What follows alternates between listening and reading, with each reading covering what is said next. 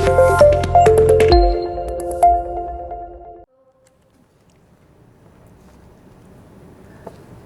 hai, welcome to Madya dan Pasar Podcast. Podcast Taru 904, singkatan dari Ngorte Seru. Oke, podcast yang kali ini ditemani dengan hujan yang cukup sibuk ya. Hujannya sibuk banget di luar itu. Ramai sekali suaranya, mungkin akan terganggu di audionya teman-teman yang sedang menyaksikan podcastnya Madya dan Pasar ya. Di siang hari ini kami hadir menemani teman-teman yang mungkin sedang makan siang ya, mungkin sedang menikmati bekalnya dari rumah ya. Tema yang akan kami angkat tema yang cukup baru ya, ketentuan yang baru yang tampaknya cukup banyak mengubah ingatan-ingatan ya, membongkar ingatan-ingatan lama yang akhirnya ini loh yang baru. Jadi mungkin nanti teman-teman juga akan mungkin mengalami bertanya-tanya ya, apa ya kira-kira yang berubah di ketentuan ini ya. Bersama saya hari ini datang penyuluh kenamaan dari Madya dan Pasar, Mbok Ari. Halo, selamat siang sahabat kawan pajak. Perkenalkan, nama saya Niputu Aryasi, saya penyuluh di KPP Madya dan Pasar. Oke, Mbok Ari penyuluh Madya dan Pasar. Kali ini spesial didatangkan di acara podcast Madya dan Pasar. Oke, Mbok, kita mau berbincang tentang ketentuan yang cukup fundamentalnya dan beberapa mengubah jalan hidup ya, beberapa wajib pajak gitu ya. Ketika khususnya usaha jasa konstruksi yang dulunya tarifnya mungkin agak sudah reda sebenarnya ya. Yeah. Cuma setelah melihat tarif yang sekarang, wow, lebih rendah lagi ternyata. Oke, Mbok, kira-kira apa yang mendasari tentang perubahan peraturan tentang jasa konstruksi? Jadi kawan pajak, pemerintah telah mengeluarkan Peraturan Pemerintah Nomor 9 Tahun 2022 tentang pajak penghasilan atas usaha jasa konstruksi. Jadi latar belakang pemerintah mengeluarkan peraturan pemerintah ini, pertama untuk kesederhanaan. Pertama yang ya. kedua untuk kepastian hukum. Terus yang ketiga untuk menjaga iklim usaha jasa konstruksi lebih kondusif. Menjaga iklim usaha. Jadi ada 3 parameter kenapa pemerintah akhirnya melakukan perubahan ini ya. Salah satunya menjaga iklim usaha jasa konstruksi. Selain kesederhanaan tadi ya. Nah, Mbok, kalau dulu kan sudah cukup sederhana sebenarnya ya. Hanya beberapa tarif gitu ya. Ada tarif 2%, 4% itu ya singkat saya. Ada 3% gitu. Sekarang bagaimana sih sebenarnya? Sekarang kita pemerintah lebih mendetailkan ya. Jadi usaha konstruksi itu lebih detail dibagi menjadi 2. Jadi pekerjaan usaha konstruksi dan jasa konsultasi konstruksi. Terus ada lagi satu lagi yang baru di PP ini, yaitu pekerjaan usaha jasa konstruksi terintegrasi. Jadi ada satu istilah baru lagi ya. Dulunya adalah pelaksanaan, ada konsultasi ya. Sekarang ada terintegrasi. Jelasin Bu, terintegrasi ini apa sih Bu? Jadi kan usaha jasa konstruksi itu ada konsultansi konstruksi. Nah, konsultasi konstruksi itu mencakup tentang perencanaan, pengawasan dan manajemen pembangunan. Kemudian kalau pekerjaan konstruksinya itu, pekerjaan itu pengoperasian, yang operate yang membangun, terus pembongkaran dan pembangunan kembali. Nah, satu lagi usaha jasa konstruksi terintegrasi itu maksudnya gabungan dari usaha jasa pekerjaan konstruksi dan konsultansi konstruksi. Jadi gabungan dia. Sebenarnya dirinci lebih banyak bukan untuk membingungkan ya. Justru untuk menyederhanakan. Dirinci-rinci lagi. Lebih rinci. Oke. Mbok, kalau saya baca sih ada 5 klasifikasi ya selain yang Mbok tadi maksudkan tadi. Ada klasifikasi usaha, jasa konsultansi konstruksi. Ribet nih ngomongnya ya. Jasa konsultansi konstruksi untuk sifat umum gitu ya Mbok ya, kira-kira ya. Nah, di PP ini dibagi lagi ada 5 klasifikasi. Jadi yang pertama konsultansi konstruksi yang bersifat umum. Kemudian konsultansi konstruksi bersifat spesialis. Kemudian yang ketiga pekerjaan konstruksi bersifat umum. Yang keempat, pekerjaan konstruksi bersifat spesialis. Dan yang terakhir, yang kelima, terintegrasi tadi. Ya, pekerjaan konstruksi terintegrasi. Jadi ngapalnya gampang ternyata guys. Ada umum, ada spesialis ya. Spesialis ya. Jadi jangan pakai khusus ya, pakai umum. Nggak tahu ini agak ribet ini. Makanya ngapalnya agak susah juga sih. Jadi ada umum, ada spesialis, ada terintegrasi. Istilah-istilahnya seperti itu ya guys. Oke, banyak banget ya. Tadi tujuannya hanya untuk penyederhanaan. Ngomong sederhana aja susah ya. Biasanya kita ngomong simple gitu sederhana, bahasa yang jarang dipakai ya sebenarnya. Oke, Mbok. Kalau misalkan ya, layanan jasa pekerjaan konstruksi dan layanan jasa pekerjaan konstruksi integrasi, lebih konkretnya seperti apa sih, Bu? Maksudnya, Bu? Lebih konkret. Jadi konsultansi pekerjaan konstruksi dan layanan jasa pekerjaan konstruksi terintegrasi gitu ya. Jadi kalau pekerjaan konstruksi itu kan mulai dari kita membangun, terus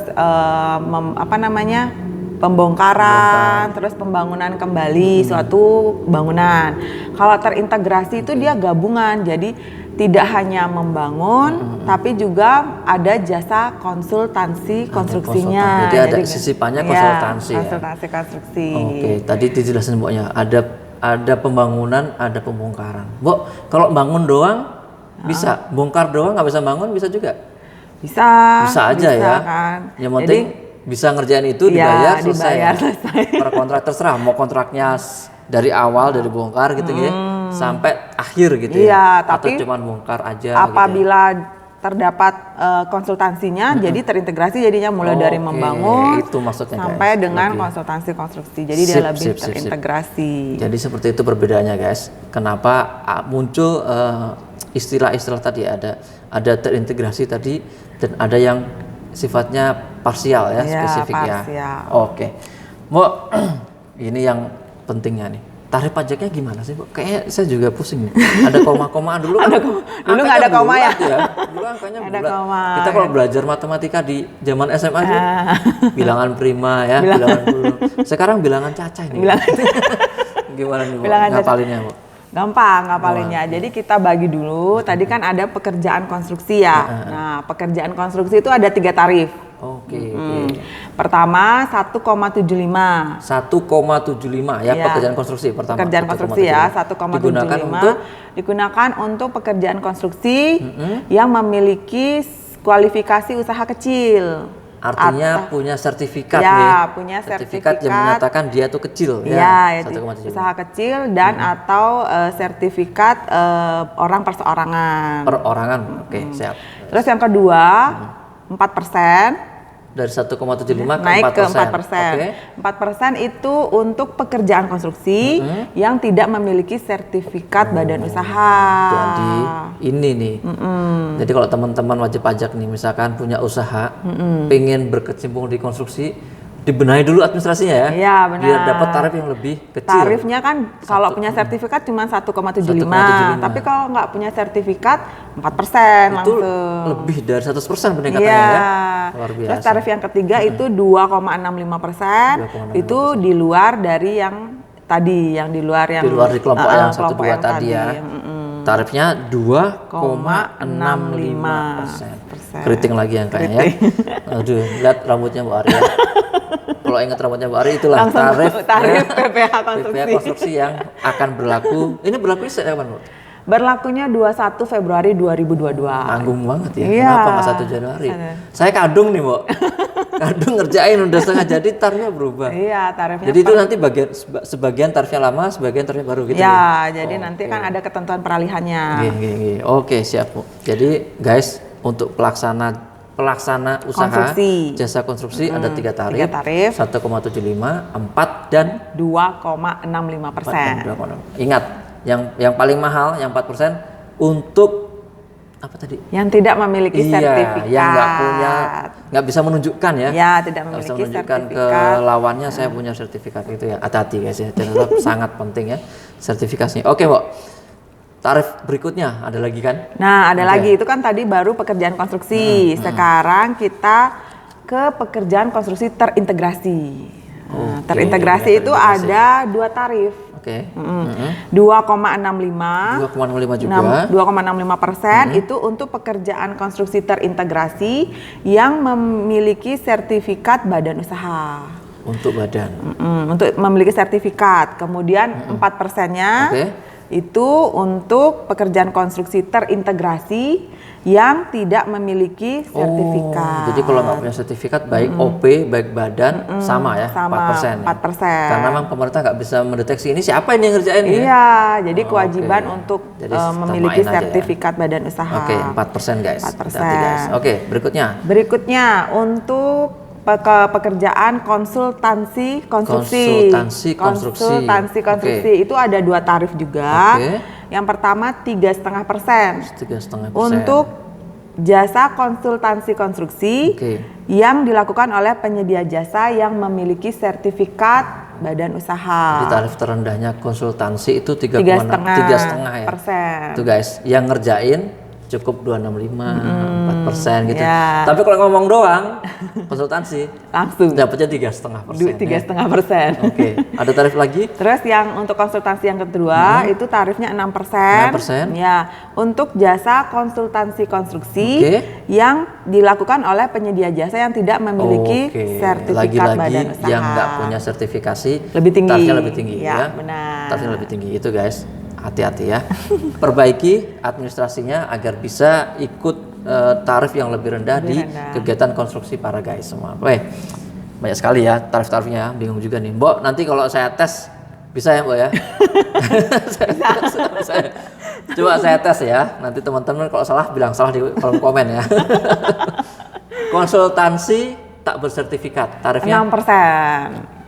Konsultansi tak bersertifikat 6%, ya. Jadi kalau ngomong doang nggak punya sertifikat 6%. Paling tinggi nih ya. Paling tinggi. Kalau pekerja konstruksi tapi punya sertifikasi kecil 1,75%. 1,75% ya. 1,75%. Saya takut ngetes lagi nanti kembali ke saya lagi. Saya belum hafal ya. Kira-kira yang 1 itu tadi sama 6 ya dihafalin ya. Itu yang paling penting ya. Yang rendah sama yang tinggi. Oke, sip. Mbak, kalau pengenaan pajak penghasilan yang sifatnya final nih ya terhadap jasa yang tidak punya sertifikat ini memang tidak apa ya kewajibannya apa Mbak? Apakah memang dia selamanya boleh nggak bersertifikat? Oh nggak juga. Jadi pengenaan PPh yang berbeda tadi ya tarifnya untuk yang bersertifikat dan yang tidak bersertifikat itu tidak meniadakan kewajiban untuk memiliki sertifikat badan usaha bagi usaha jasa konstruksi sesuai ketentuan peraturan perundang-undangan. Jadi ada kewajibannya guys, jangan merasa di zona nyaman aja. Udah nggak apa 6% lah, penting dapat uang, kerjain. Tapi tetap salah ya? Iya tetap salah. Sekali 2 kali boleh lah ya. Tetapi kewajiban memiliki sertifikat untuk usaha konstruksi itu tetap ada. Betul. Jadi tidak meniadakan kewajiban tersebut. Kalah sama helm ya. Helm aja sekarang ada SNI ya. Masa bikin bangunan nggak ada izinnya gitu ya? Nggak ada surat dari Pak RT aja nih. Ini bisa nih, ini bisa ngerjain nih gitu. Ternyata nggak boleh ya. Itu 1-2 kali mungkin bisa ya lolos dan mungkin lawannya iba gitu ya. Iba gitu ya. Tapi sebaiknya tetap diusahakan. Ya, tetap. Kewajiban itu ya. Itu bukan kewajiban DJP ya sebenarnya. Bukan, itu ada kewajiban lembaga lain yang memiliki kewenangan untuk mengeluarkan sertifikat usaha jasa konstruksi. Jadi DJP nggak mengada-ngada guys, cuman ikut meramaikan ketentuan lembaga itu ya. Kira-kira seperti itu ya. Oke, Mbok, satu lagi nih ya. Cara bayarnya gimana? Cara bayarnya gampang. Bisa nggak saya kantor pajak gitu? Pak, saya punya tender, saya bikin billing, bisa nggak bayar sini sekalian? Bisa nggak? Jadi sebenarnya pada kewajiban PPh-nya itu pembayarannya dipotong Pak oleh si pengguna jasa. Jadi saya nggak bayar sendiri cukup-cukup gitu ya? Apabila si pengguna jasa merupakan pemotong, jadi pengguna jasa akan melakukan pemotongan atas PPh final usaha jasa konstruksi tersebut. Nah, tapi apabila pengguna jasanya bukan pemotong nih, contohnya seperti apa? Seperti orang pribadi misalkan. Saya nih ya, saya ngorder konstruksi. Gitu ya. Jadi kan orang pribadi bukan sebagai pemotong. Iya, jadi pajak. Nggak boleh ngaku-ngaku juga ya? Nggak boleh ngaku. Saya potong ya.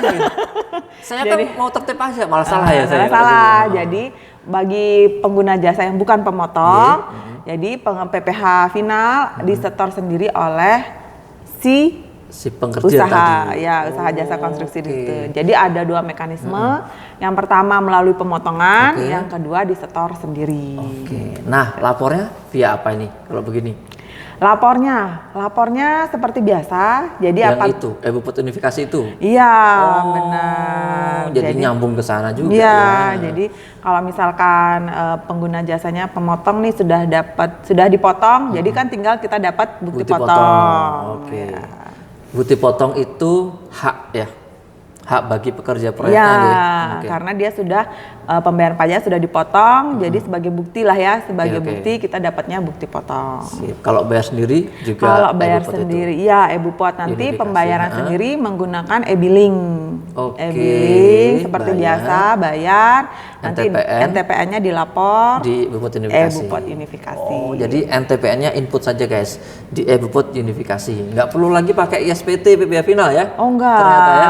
Sekarang sudah jadi simpel di e-Bupot unifikasi di DJP online. Lengkap sekali ya untuk para guys yang belibet terus berkecimpung di dunia konstruksi ya. Sekarang juga disediakan pelaporan dan administrasinya melalui e-Bupot unifikasi. Ini berlaku sejak tahun pajak 2022 ya kalau nggak salah ya? Ya benar. Jadi e-Bupot kan berlaku April ya, April 2022. Jadi sudah berlaku ya.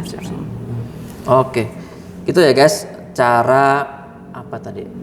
Garis besar latar belakang tarif-tarif, cara lapor dan cara bayar dari PPh Final atas jasa konstruksi. Nah, Mbok tanya lagi nih.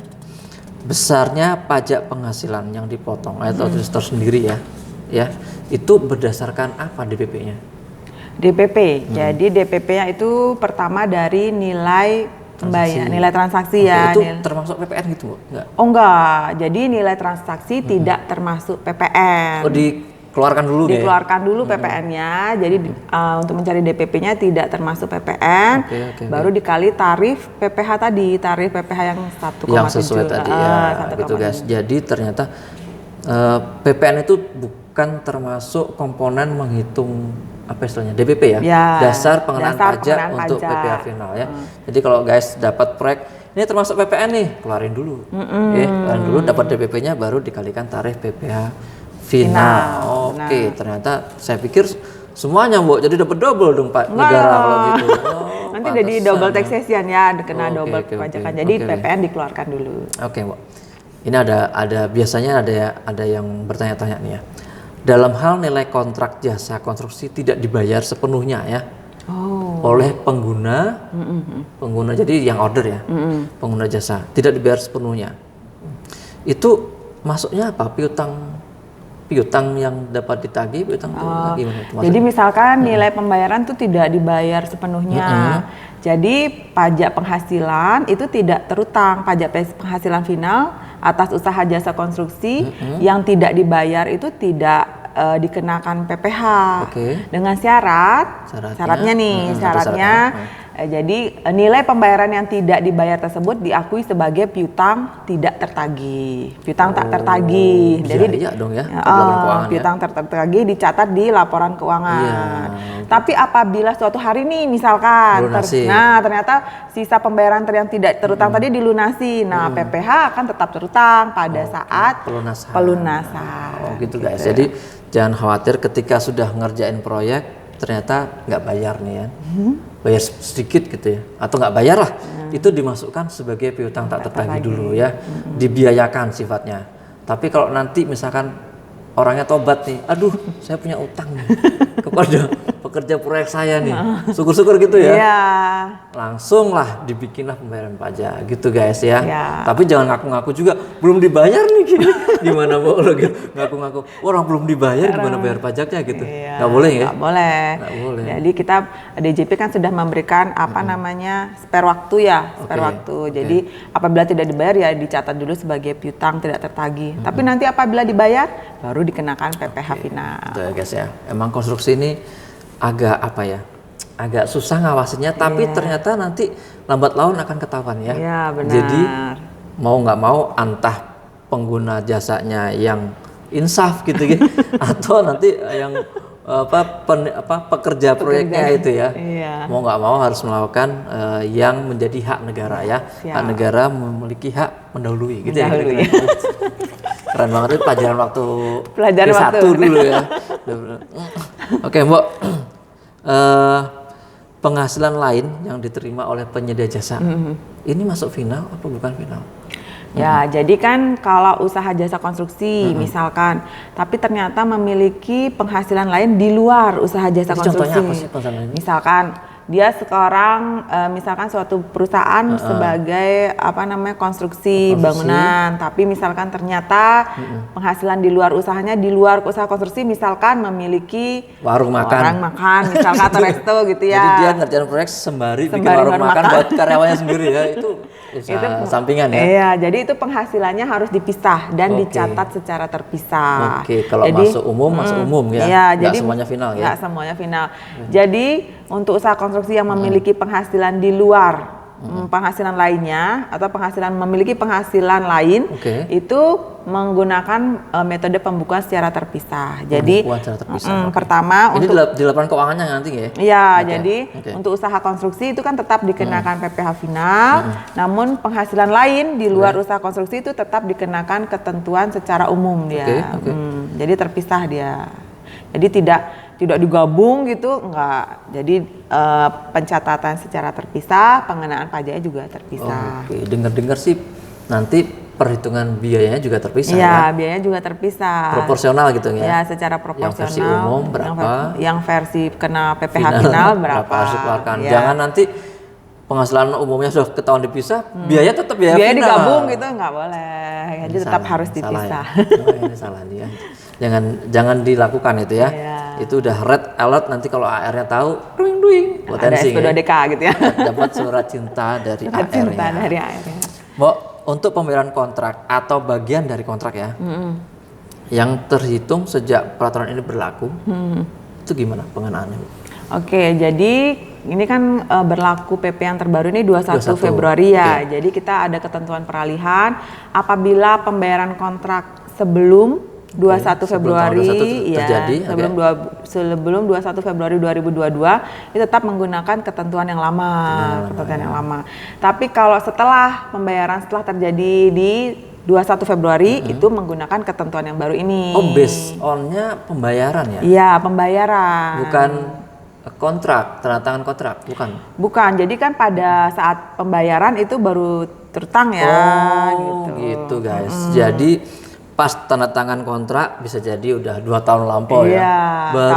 Baru dikerjakan atau baru pembayarannya. Tanggal 22 Februari. Sudah menggunakan ketentuan yang baru. Untung banget ya. Untung banget Untung itu. banget. Oke. Jelas ya, makin clear ya. Tadi saya sempat, apa ya, ini peraturan tentang apa ya jasa konstruksi. Ternyata sesimpel itu ya penjelasan dari Bu Aryasih. Oke guys, mungkin cukup dari kami bahas tentang ketentuan baru ini. Semoga apa yang kami sampaikan ini dapat ya mengisi sedikit memori lagi gitu ya, merefresh memori yang lama kemarin yang masih tarifnya lama 2, 3, 4, 6 gitu ya.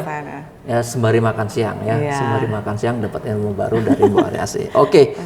Terima kasih sekali Bu Aryasih atas kehadirannya. Bu Ari belum makan juga nih. Oh belum ya. Terima kasih juga. Ini saya sudah diundang di KPP Madya Denpasar podcast ya. Taru 904. Ini baru Mbok. Perdana ya, Perdana ya, Taru 904. Taru 904 Ngorte Seru. Artinya apa? Ngorte Seru itu artinya ngobrol yang seru banget gitu. Oh, ngobrol seru banget. Kira-kira kita seru nggak guys? Nanti kolom komen ya guys ya, cek ya. Nanti kalau nggak seru, nanti koordinator kita marah-marah. Ulangi lagi. Aduh, jangan ya. Jangan sampai ya guys. Oke, Mbok, sekali lagi terima kasih atas kehadirannya. Silakan kembali ke warungnya untuk makan siang ya.